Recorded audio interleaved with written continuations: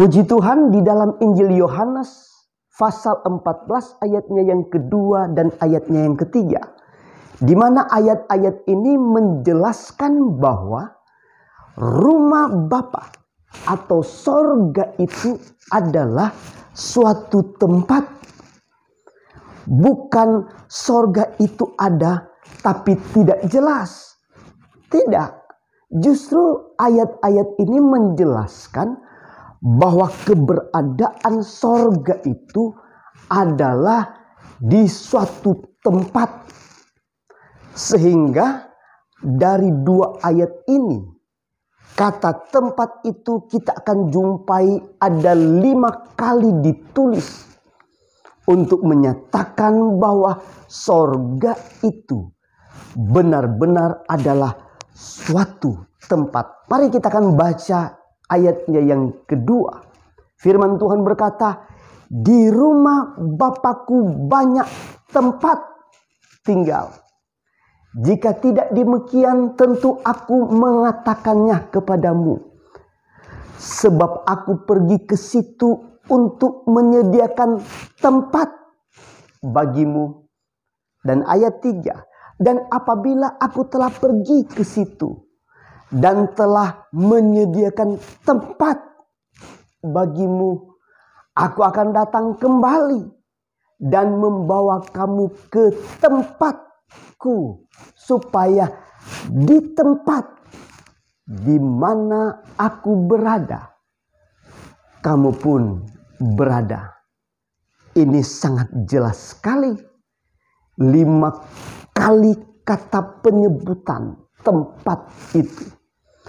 Bahwa sorga itu adalah suatu tempat. Kemudian di ayat 3 tadi ada kalimat, aku, yaitu Yesus Kristus, akan datang kembali. Hal ini juga mengingatkan kepada kita semua yang masih hidup di akhir zaman sekarang ini, bahwa momen kedatangan Tuhan Yesus Kristus di kali yang kedua itu benar-benar ada. Dan firman Tuhan ini ya dan amin. Kemudian supaya di mana aku berada, keberadaan Tuhan Yesus Kristus sudah ada di sorga. Kamu pun berada di sana.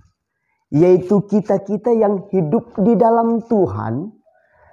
Kemudian Tuhan juga itu hidup di dalam kita, yaitu firman Tuhan.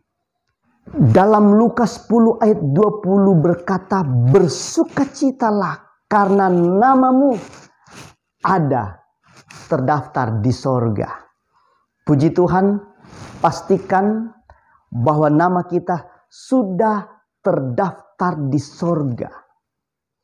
Karena itu adalah bagian Tuhan waktu kita percaya dengan sungguh-sungguh kepada Tuhan Yesus Kristus sebagai Tuhan dan Juru Selamat kita.